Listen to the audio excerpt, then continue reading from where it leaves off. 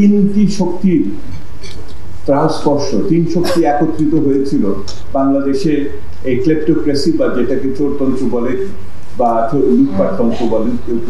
তো এইটার ভিতরে ছিলেন আমাদের আমলারা, এটার ভিতরে ছিলেন আমাদের ব্যবসায়ীরা, নির্দিষ্ট ব্যবসায়ী গোষ্ঠী যাদের আমরা অলিগার্ক বলি, এবং এটার সাথে আমাদের ছিলেন কিছু আপনার রাজনীতিবিদ। তাও আপনারা জানেন কোন ধরনের রাজনীতিবিদ। এখন যদি আপনি লক্ষ্য করে দেখেন তাহলে রাজনীতিবিদরা পালিয়ে গেছে, আপনার ব্যবসায়ী গোষ্ঠীরা নিয়মান হয়ে আছেন, আর আমলারা আবার পুনরুজ্জীবিত হয়েছেন।